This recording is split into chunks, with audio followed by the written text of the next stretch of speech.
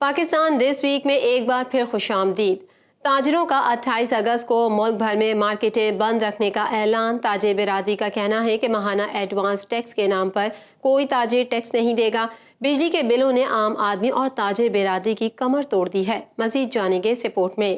تاجروں نے 28 اگست کو ملک بھر میں مارکیٹیں بند رکھنے کا اعلان کر دیا اور کہا ماہانہ ایڈوانس ٹیکس کے نام پر کوئی تاجر ٹیکس نہیں دے گا۔ کاشف چودھری کا کہنا تھا کہ ملکی معیشت آئی پی پیز کے معاہدوں کے ساتھ نہیں چل سکتی، بجلی کی قیمت میں کمی کی جائے اور آئی پی پیز معاہدوں کا اثر نو جائزہ لیا جائے۔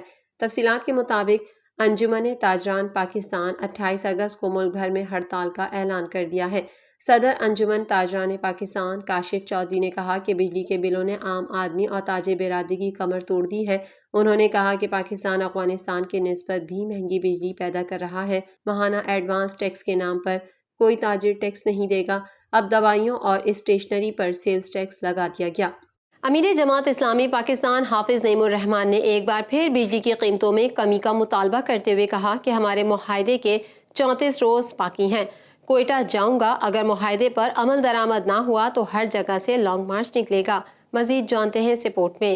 امیر جماعت اسلامی پاکستان حافظ نعیم الرحمان نے ایک بار پھر بجلی کی قیمتوں میں کمی کا مطالبہ کرتے ہوئے کہا ہے کہ ہمارے معاہدے کے 34 روز باقی ہیں۔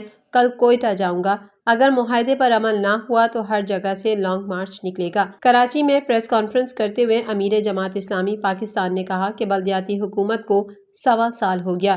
ترقیاتی یافتہ ممالک میں امن و امان سمیت تمام اختیار بلدیاتی حکومتوں کے پاس ہوتا ہے۔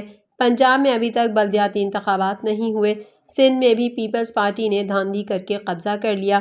پورے ملک میں بلدیاتی نظام کو حکومتیں مانتی ہی نہیں۔ انتخابات کے بعد پیپلز پارٹی نے جتنے وعدے کیے تھے وہ پورے نہیں ہوئے۔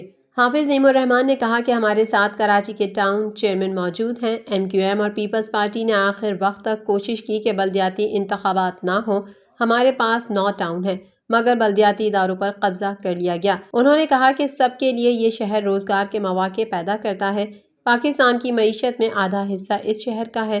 صوبائی حکومت کا 97% ریونیو کراچی سے جمع ہوتا ہے۔ انہوں نے کہا کہ شہر کے جماعت اسلامی کے ٹاؤن چیئرمین کو منتخب ہوئے 1.5 سال ہونے کو ہیں لیکن اختیار نہیں ہے۔ پیپلز پارٹی نے بلدیاتی انتخابات پر شب خون مار کر قبضہ کر لیا۔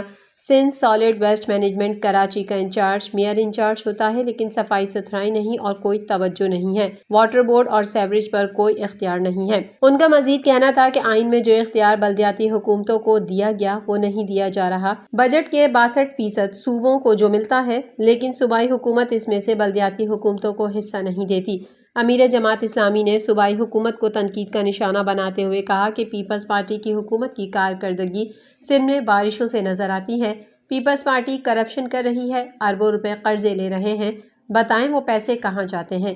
شہر پر قبضہ کر کے بیڑا غرق کیا ہوا ہے۔ حافظ نعیم الرحمان نے کہا کہ نواز شریف بادشاہ سلامت نے اپنی صاحبزادی کو ساتھ بٹھایا ہے، یہ بادشاہت نہیں چلے گی۔ آئی پی پیز کو انہوں نے مسلط کیا ہے، ہم ان آئی پی پیز کا بوجھ نہیں اٹھائیں گے۔ ہمیں ٹیرف میں کمی چاہیے۔ صنعت کار کہہ رہے ہیں ہماری صنعتیں بند ہو رہی ہیں، کیپیسٹی پیمنٹ وصول نہیں ہونی چاہیے۔ ان کا کہنا تھا کہ جماعت اسلامی حکومتیں معاہدے کا تحقق کریں گی، عوام مسترد شدہ لوگوں کو جانتے ہیں۔ ملک میں اتوار سے طاقتور مونسون ہواؤں کا نیا سلسلہ داخل ہوگا جس کے زیر اثر شدید بارشوں کی پیش گوئی کی گئی ہے۔ بلوچستان میں مونسون بارشوں اور سیلاب کے دوران مختلف حادثات میں 22 افراد جان کی بازی ہار گئے۔ موسم کا مزید حال اس رپورٹ میں۔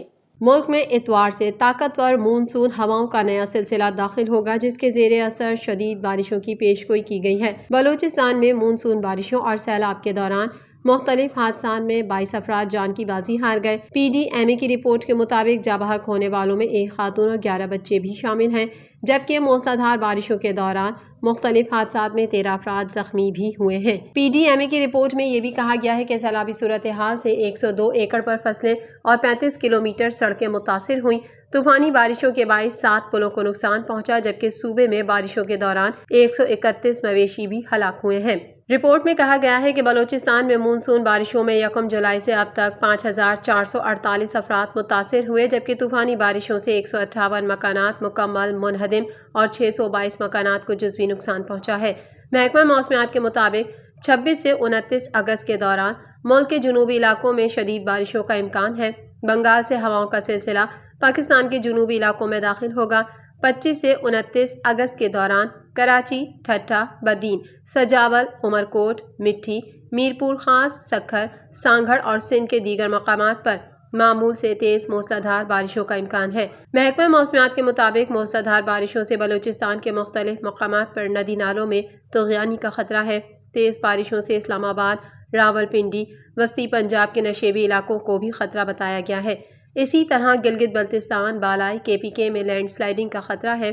دوسری جانب محکمہ موسمیات ارلی وارننگ سینٹر کی پیش گوئی کے مطابق ہوا کا کم دباؤ مغربی بنگال پر موجود ہے۔ 25 اگست کو طاقتور مونسون ہوائیں ملک کے جنوبی علاقوں میں داخل ہوں گی اور 29 اگست تک کراچی سمیت دیہی سندھ کے مختلف اضلاع میں بارش کا امکان ہے۔ آج حیدرآباد، ٹھٹھہ، بدین، میرپور خاص سمیت دیگر اضلاع میں گرج چمک کے ساتھ بارش کا امکان ہے۔ کاروباری دنیا سے بھی خبر شامل کر لیتے ہیں۔ وزیر خزانہ محمد اورنگزیب نے کہا ہے کہ چین، سعودی عرب اور متحدہ عرب امارات کا رد عمل مثبت ہے۔ دوست ممالک اپنے ایگزیکٹو ڈائریکٹرز کے ذریعے IMF کو اعتماد میں لیں گے۔ مزید تفصیلات اس رپورٹ میں۔ وزیر خزانہ محمد اورنگزیب نے کہا ہے کہ چین، سعودی عرب اور متحدہ عرب امارات کا رد عمل مثبت ہے۔ دوست ممالک اپنے ایگزیکٹو ڈائریکٹرز کے ذریعے IMF کو اعتماد میں لیں گے۔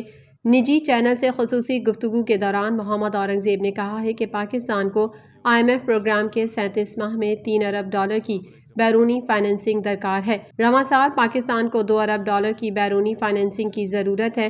انہوں نے مزید کہا کہ گزشتہ ہفتے سعودی وزیر خزانہ سے بھی بات چیت مثبت رہی۔ کمرشل بینکوں سے فنڈز کی فراہمی کے لیے مثبت بات چیت ہوئی۔